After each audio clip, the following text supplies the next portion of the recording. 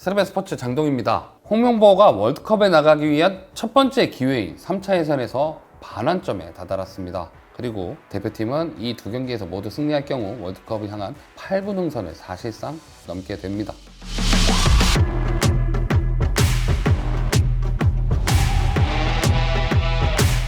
새 얼굴, 홍명보가 출범한 이후 꾸준하게 새 얼굴들을 기용하고 있습니다. 재능이 몰려있는 이선은 물론이고 특히 선수층이 전체적으로 얇다고 평가되는 수비형 미드필더 자리와 측면 수비수 자리에 꾸준히 새로운 선수를 뽑으면서 세대 교체를 준비하고 있습니다.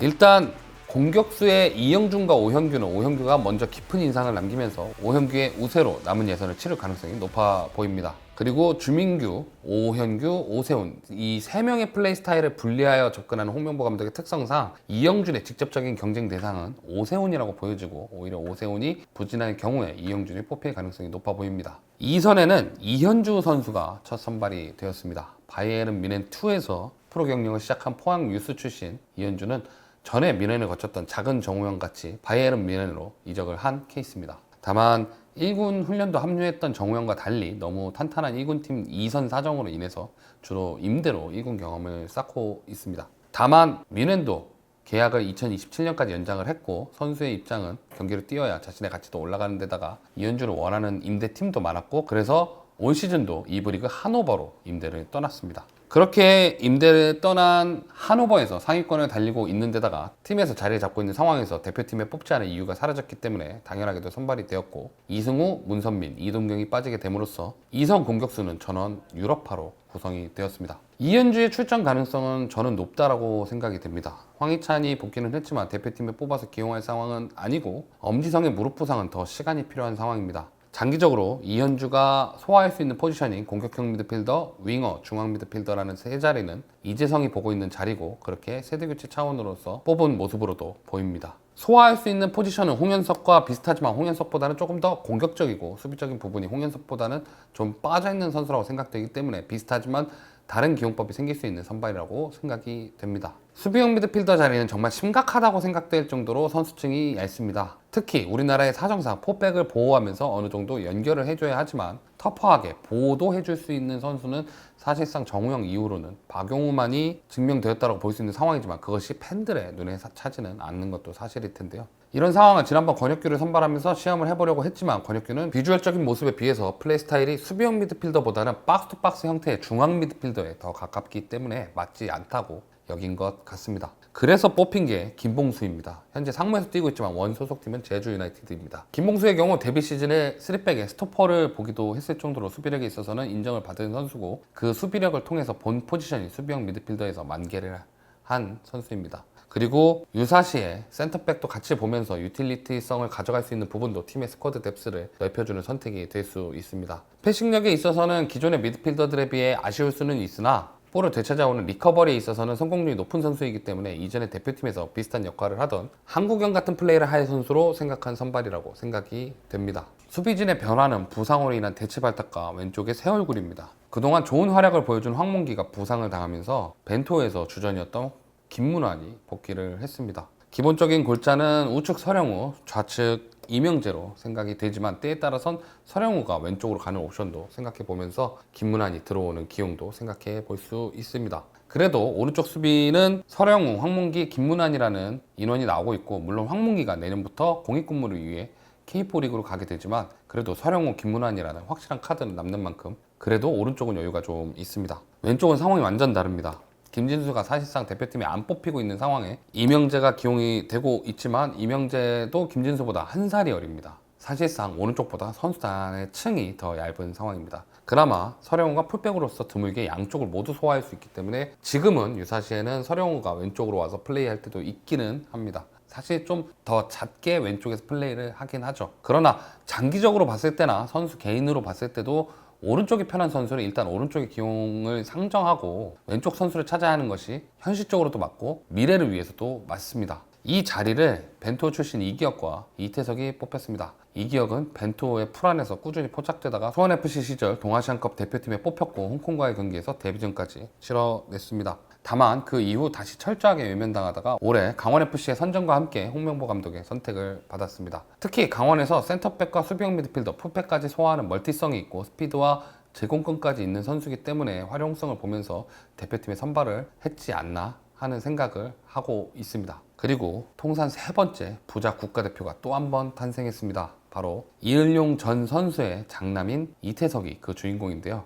이태석은 부친과 비슷한 체격과 마찬가지로 왼발을 잘 쓰는 왼쪽 풀백입니다. 특히 연령별 대표를 거치면서 주목을 받았고 서울에서 인버티드 풀백이라는 미드필드 플레이까지 할 수 있는 옵션까지 장착을 하면서 공격적인 옵션을 많이 가진 풀백으로 거듭났습니다. 다만 올해 울산으로 이적에 관련된 사태로 인해 힘든 시간을 겪었고 서울에서도 부진한 시간을 보냈던 만큼 힘든 시즌이었지만 후반기에 포항으로 이적하면서 다시 자신감을 되찾았고 그게 이어져서 이렇게 대표팀의 최초로 선발되었습니다. 포항에서는 거의 대부분을 오른쪽 측면 공격수로 뛰었지만 몇 차례 왼쪽 측면 수비수로 뛰었고 그런 부분을 좋게 보고 선발하지 않았나 싶네요. 다만 이태석의 경우 수비적인 부분보다는 공격적인 수비수라고 봐야 하고 상대적으로 이기혁이 수비적인 옵션으로 뽑혔고 이 이태석으로 변속을 주려는 공격적인 변속을 주기 위한 것이 아닌가 그런 생각이 듭니다. 마지막으로 골키퍼에는 또다시 부상을 당해 이탈한 김승규 대신 빌드업의 강점을 갖고 있는 광주FC의 김경민이 선발되었습니다. 중동 원정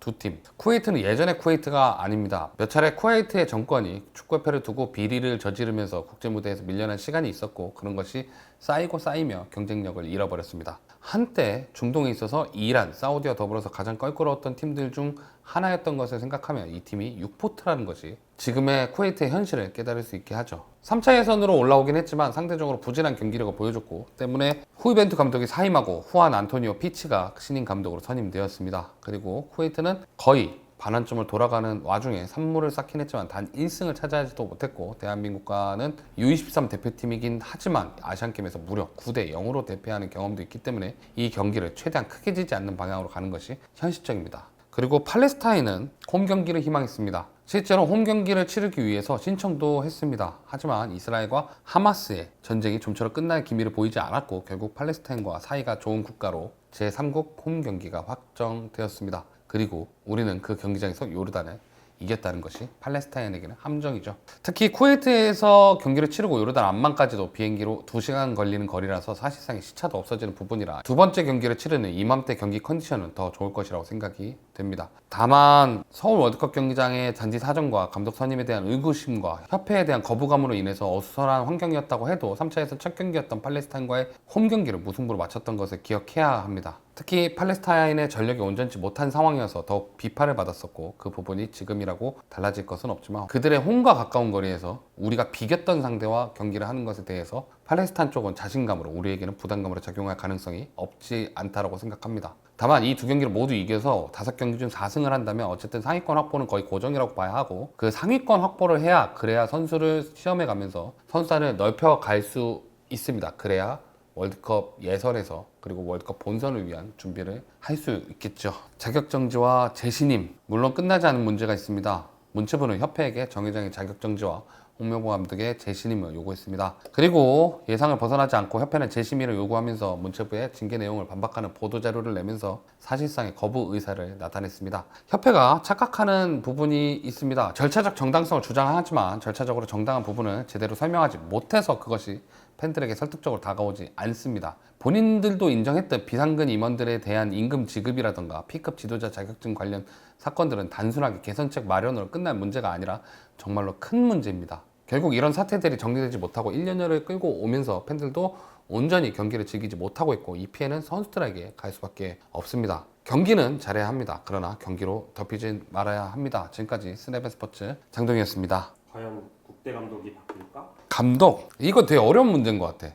그러니까 내가 되게 여러 가지 생각해봤거든. 홍명보 감독이 절차상 문제가 없다라고 믿고 있잖아. 우리는 아니라고 생각하고 있는 거고. 근데 절차상 하자가 있지만 본인은 그것을 모르고 계약했다라고 하면 문제가 될까? 본인은 모른다라고 얘기를 계속하고 그걸 주장한다면 홍명보 감독은 끝까지 그럴 거야. 나는 내가 1순위라고 들었고 내가 절차적으로 우선 협상 대상이 됐다라고 들었고 그렇기 때문에 나는 문제가 없다라고 생각한다라고 얘기하면 홍명보 감독 그렇게 믿는 거잖아. 근데 그가 그렇게 믿는다라고 생각한다고 하면 이렇게 이 계약을 다시 한다라고 한다면 이 사람은 어떤 말로 얘기를 해야 될까? 이 사람 입장에서는 내가 이런 것까지 포기하고 여기까지 왔는데 내가 왜 이런 피해를 입어야 되느냐? 물론 그거를 팬들의 입장에서 보면 사실은 개소리긴 하지. 근데 그 어젠가 그젠가 뉴스 나왔지? 대한체육회 회장 3선 시동 걸었어. 여러 가지 이야기가 나오는 시점이 됐는데 홍명보 감독 교체는 개인적으로 생각할 때는 쉬운 문제는 좀 아니라고 봐. 직업적인 문제도 걸렸고 우리가 냉정하게 생각해야 될 건 절차적인 문제 하자는 홍명보 감독이 만든 게 아니잖아. 내가 다르게 생각하는 거 아니잖아. 만약에 뭔가를 수정한다면 이 상황을 만든 사람들이 징계를 받고 뭐 그거에 대한 이제 수정이 있다거나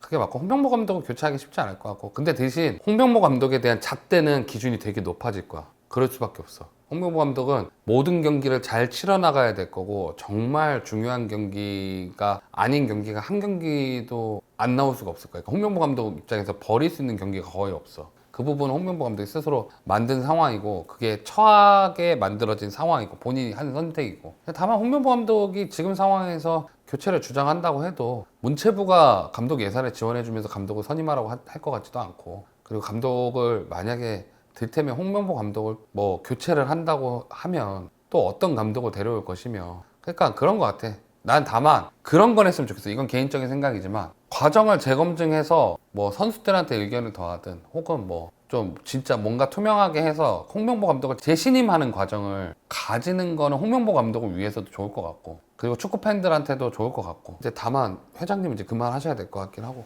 계속 그 얘기를 하게 되긴 하지만 어쨌건 이제 월드컵 예선은 잘 했으면 좋겠지.